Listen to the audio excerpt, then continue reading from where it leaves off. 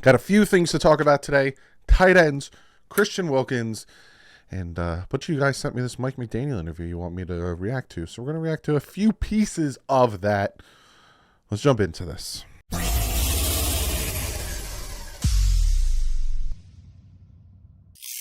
What is up, Finn fans? I'm sounding better. Some days I feel better, some days I feel worse. This thing is lingering. I don't know what it is, but it's lingering. But yeah, we got a few things to talk about today. I am working on, again, one of you guys hit me up. I think let me shout out the person who hit me up and asked me, Chancellor Taylor hit me up and asked about when the Tua film breakdown's coming. Very soon. Like I said, either Friday or Monday. I'm getting very close to being done. I was on the phone with Stephen D, and he was talking to me. We were chit-chatting while I was cutting up film. I have a lot of film to cut up, and I'm trying to compress it so it's not too long, but also I'm time stamping it. It's a lot. It's a process, and I'm enjoying it. So, like I said, Friday or Monday. Definitely Friday or Monday. But yeah, so today I got some news for you. So let's jump into this. I'm going to pop this up from Joe Shad. He said, asked here in Arizona if there's progress on Christian Wilkins' extension. Dolphins coach Mike McDaniel said yes. McDaniel added there are constant conversation, and it is Miami's priority. Please, again, if you want to grab yourself a shirt, it's below the video. You could see them. Sign the man. Especially if they sign him, it will give us cap space this year. But sign him. Christian Wilkins is a huge part of that defensive line. Huge part of the run stopping. Sign him. Christian Wilkins, Connor Williams, they both need to be signed. If not, they're both free agents next year. Then you're really screwed. Sign them. So that makes me very happy. And then Barry Jackson also came out and talked about the fact that the Miami Dolphins were trying to get veteran tight end Irv Smith Jr., but he opted for Cincinnati over Miami. People are trying to make it into something. I'm not, and I'm going to move on from that. He said, but Miami plans to supplement its group of Durham Smythe, Eric Sorbert, and developmental prospect Tanner Connor. Dolphins tight end coach John Embry intends to go to various campuses to work out a handful of tight ends in the weeks ahead, according to a source involved with one of those draft prospects. They're being active at the position, the source said. So again, the Dolphins are picking at 51 and 84, 51 in the second round, 84 in the third round. He said tight end prospects to go in the second and third rounds include Utah's Dalton Kincaid, who's projected 38th overall in ESPN, Georgia's Daryl Washington. I want Daryl Washington, who's projected to go 45. Oregon State's Luke Musgraves, projected at 54. Iowa's Sam Laporta. He's another good tight end. Me and Broshmar are going to probably talk about this tomorrow. 60. South Dakota State's Tucker Kraft, 72. And Michigan's Luke Schoonmaker at 84. So the Dolphins have options at tight ends, and supposedly that's where they're looking at. Reed has Miami picking Schoonmaker in the third round. The Dolphins lack a receiving threat at tight end after Gesicki signed with the Patriots in free agency. Adding the 6'5" Schoonmaker would add competition to a group searching for a player to emerge. He caught 35 passes last season for 418 yards, 3 touchdowns. Musgrave, 6'6", also would be a seam threat who could replace some of what Gesicki offered. Again, he breaks down all the tight ends that are in the draft. I'm going to do that for you already, and all that good stuff. But yeah, he talked about the tight ends, Christian Wilkins, trying to get him to come back. Like I said, they need to re-sign these guys. Very, very important that they re-sign these guys. Especially Connor Williams. Like I said, I was very iffy about him playing center. It made me nervous.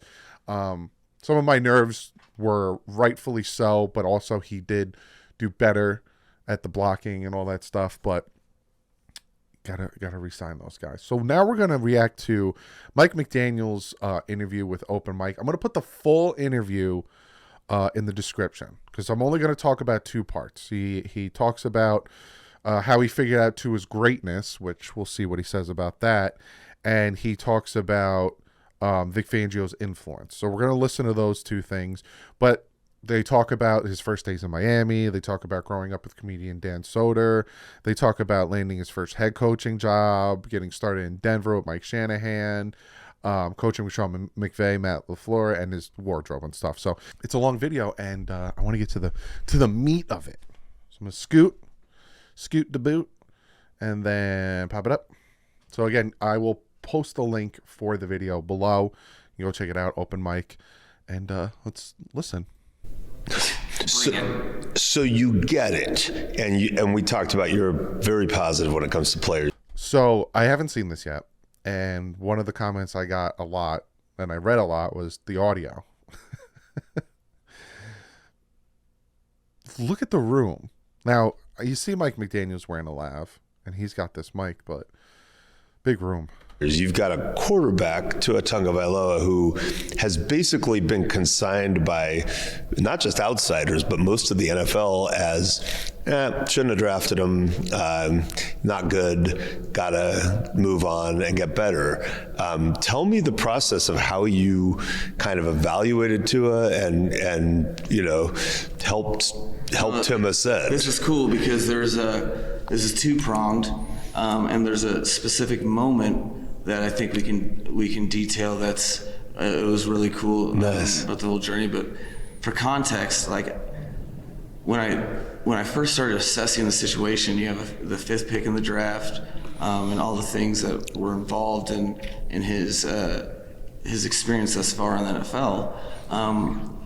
I found it was hard for me to not look at him and think of my experience. And in my experience in the world, shoot, I'm a head coach now, and I know where I came from, and I know, how did I even have a chance to have this to even fulfill this overly ambitious vision or drive or dream that I had, and I knew I would have had no chance had I not been built up by my mom to that. You know what? You can do anything. You are the smartest, whatever, everything a single mom would tell a child. Yeah. I know at a young age, I gravitated to that gave me the confidence that we all have those moments where it's like, okay, I don't know what's going to happen.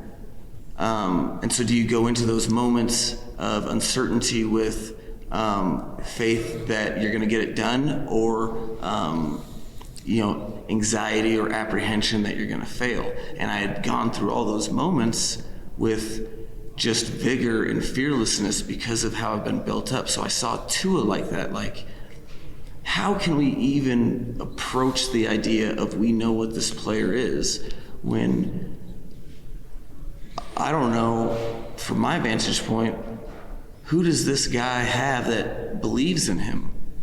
So we have to start with, he has to know that someone's 100% in his corner, which I see as that's what a coach is, and that, no, dude, you can do it. So I had to convince him that I believed in him so that he can in turn allow himself, because I've been through it. Sure. And I saw that. And then there was a particular moment that set everything off. And it was in early March or something. We're going through free agency. And in that free agent process, we're meeting with all of the scouts and coaches in a room, and we're discussing all sorts of things about, okay, well, we need to do this, that, or the other, and all the different directions you can go in free agency to build your team. And I knew in my mind that Tua needed skill position players that were dynamic with the ball in their hands, because I saw him as, this dude is a point guard, right? He has a gift that way. And then some of the people in the personnel were like, you know what? No, we need to spend money on offensive linemen, and I could feel that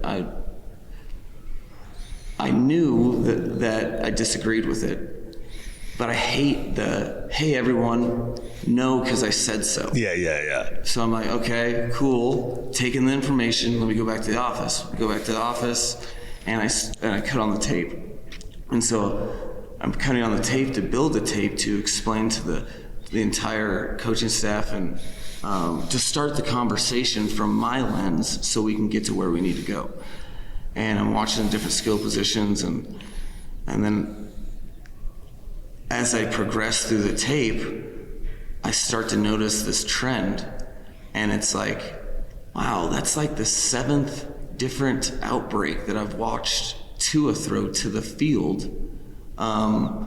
And just for a quick explanation of that is an outbreak to the field is I see once or twice from a particular quarterback in a season, because the receiver's running away from you, meaning the ball's in the air longer, which is a higher risk for defenders to make up that ground, undercut, and pick six for a catastrophic turnover. This is a high risk throw that quarterbacks are very nervous to make, and he's doing it. And so and then the receiver's going. So like, let's say the ball is on the left hash. Okay. We're going that way. Yep. The ball's on the left hash. So the receiver, from where the ball's snapped, the receiver on the right is running an out route. Oh, got it. To the field. To the field. Right, so it would be on the right to the field, and he would make pinpoint throws that are down the field, 10-yard throws, but are literally 40-yard throws. And I'm like... And fearlessly. And so then what started as an explanation of like how guys needed to be more open for Tua turned into this Marvel sesh that started at about 6:30 p.m. And then I just start watching until midnight on a random weekday in the off season, and end up compiling this thing where I'm like, I thought I knew. I didn't even know what we're sitting on. And I'm like freaking out, and I'm sitting on this. I know for a fact from this night of study that this is the best quarterback for our offense that I've ever that I've had a chance to coach. Whoa. And I'm like freaking out, right? So then I call. Normally I stop. Normally I stop and react, but I'm just so into what he's saying that you're probably now just watching me sit here and listen to him talk. But picking up on what he's saying is he went before he really assessed Tua's situation and before he really assessed who Tua is. And I think he touches more upon, again, I haven't seen this yet, but I think he touches more upon, Tua where he was mentally when he came in, because you got to understand for 2 years, Tua mentally was pretty much beaten down that, the team's trying to replace him for 2 years. But he thought, I need to get him these weapons to get open because Tua can only throw open, which some people still think. But he said he's breaking down film and he's throwing these passes, these out route passes, these hard passes. It's interesting. But again, I'm just listening to him at this point. And normally I stop and give you guys my opinion. But now I'm like enthralled with what he's saying. I call Ann Nolan, our head of PR, and I'm like, just write this date down. This is crazy. Okay, get off the phone with her, call Chris Greer. I'm like, this is midnight. I'm like, dude, I just got to tell you, I've gone through like 700 different passes from 700 passes. And I cannot believe what I'm seeing. This guy is doing stuff that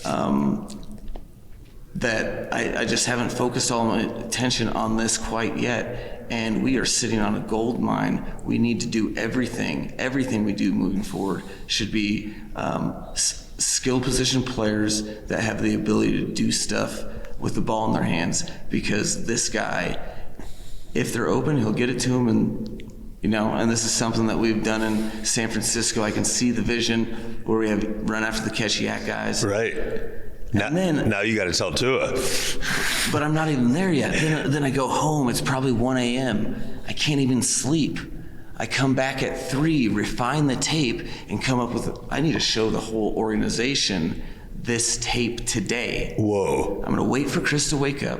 He wakes up, I call him. I'm like, dude, sorry, but we need to can we have a staff meeting at 8 a.m.? When are the scouts going to be in? Okay, we're going to have everybody in there, and I just need to show this tape.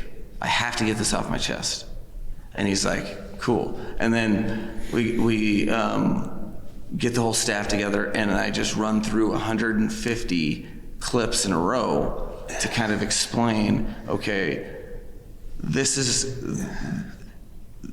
the offense that he played within. These are some of the things he's capable of, and a historical perspective on offenses and what our offense is able to do if we have this type of player with some San Francisco stuff and all. And it was like this.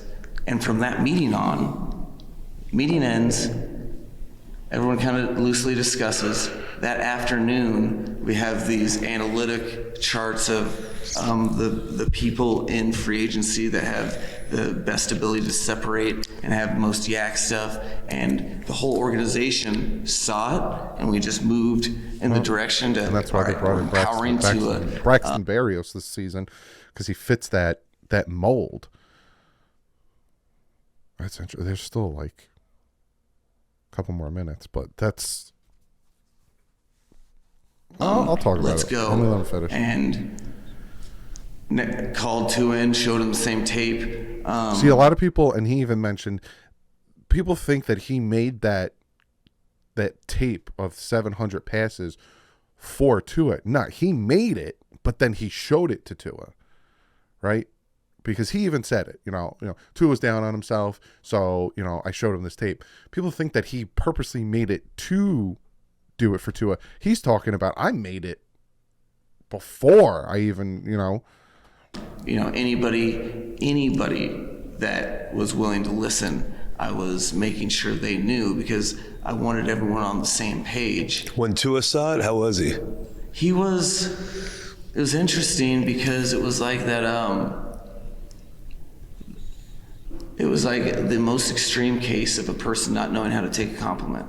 You could tell he was not used to anything but overly constructive negativity. So he didn't know how to take it. Did he almost not believe you? No, he was like, it was a slow momentum building meeting that probably clip 75, he starts participating, like he's reading the room like, this isn't a trick, right? This isn't a setup.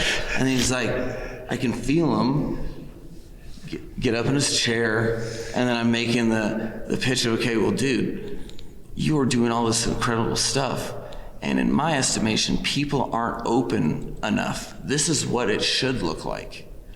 Showed him stuff, and he gets fired. And then by the end of it, we need playmakers. Yeah, did you put on Niner clips, or did you go all the way back? Or what? Yeah, it was intercut with some Niner clips and things to kind of help him. I'm thinking about that. To me, one of the things that I do that's a staple that I learned from, I think John Gruden taught it to Kyle Shanahan, and it's something that from Kyle's tree we all have a little bit of our own element. And I've made tapes for Kyle for years, and the whole idea is telling a story and carrying a narrative through video to tell your story, so you have more factual, real. If you notice, when I make my videos, or when I make my film breakdowns, or when I make certain things, I do the same thing. You want to show what you're trying to get your point across with factual information. I'm not here to giving you opinions on things, right? I'll give you my opinion after I give you the facts, but you want to show factual information to show your story, and then I give my opinion. Backbone to your argument, which translates to a Saturday night meeting with the players. Exactly. Where you say, this is what we're going to do. These are all the same kind of like skill set or whatever, and that whole process helped him understand, okay, why am I showing this to you? what this means, why you can trust me in my assessment, and where we're moving forward, and what he needs to focus on. Kind of streamlined, and it was the first building block, and then that on top of practice tape and following suit. Once we got onto the practice field, you could see a guy viscerally in front of you, like, wow, maybe I am good. And by the way, here's Tyreek Hill, your new target. And then, so I did the same thing with Tyreek Hill, showed him the same tape. And it was one of those that, I was only going this direction if I was without a doubt positive in what I was saying. I wasn't going to ruin my credibility with an organization or Tyreek Hill or anything. Yeah. Showed him that, and then immediately Tyreek's like, "Oh yeah, totally." He started telling the world kind of. And then he hits the, which was cool. It wasn't the exact way, but it was also semi-genius to Tyreek, because this, everyone's talking about Tua, is he this, that, or the other, and then you have this one-of-one guy come out and be like, no, this dude is the deal. Yeah, he's like, I like him. He's more accurate than Patrick Mahomes, which is like, whoa. Right, and it was, but regardless, that was just, it was something that I think, it was a necessary process for the situation that I kind of fell into, but was so gratifying because you could watch. I had this philosophy of positivity and maximizing people, getting the most out of them. Yeah. Not saying what they are. Okay, whatever. We're in the business of maximizing talent. So if that's the case, why am I talking about all this stuff they can't do? Let's establish what they can do, and let's say, let's raise people's ceilings and their expectations of themselves. Well, holy cow! I've had this belief forever. I talked to the guys that were interviewing me that ultimately hired me about it. And then, boom, immediately, here I get to express it and then watch it. Oh, yeah. Phew, I was right. Yeah, right. And was it about week 3 where you were like, okay, I think I can exhale on that? No, what was really funny is I felt like I was sitting on a secret forever. And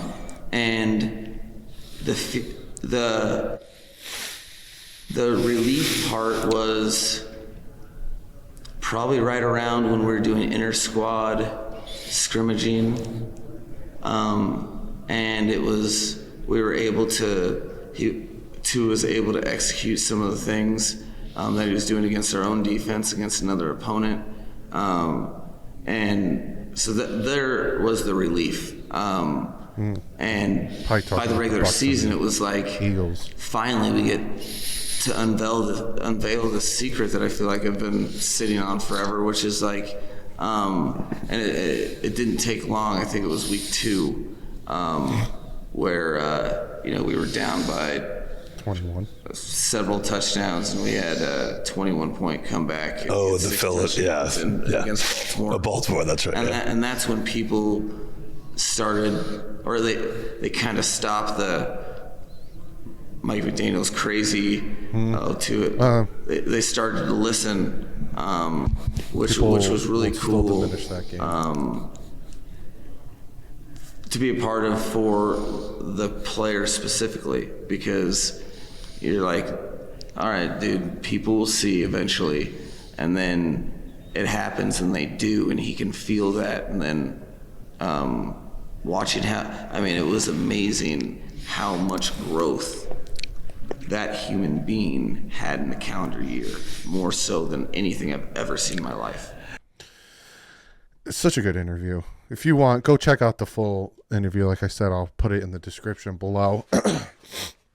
But that Baltimore game, like he's saying, a lot of what he was saying, and the fact that he made a film, and he said that he made the tape to show to Tua, but obviously made it beforehand, showed it to Tyreek. That's why. Here's my thing, right? Here's my thing about Tua Tagovailoa, right? Because you have the Ravens game, you have, I think that Bills game he did really well. You have the Lions, you have the Bears, you have the Browns. You have these games where he does really well, right? And he shows he does really well.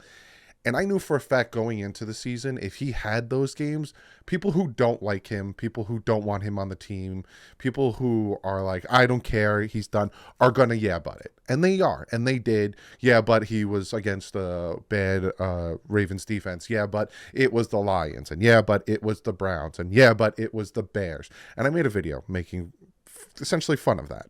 And I made a video talking about it and showing the hypocrisy of it. And I knew it was going to happen, but he was showing, when he's clicking, he is clicking. And then the wheels fell off.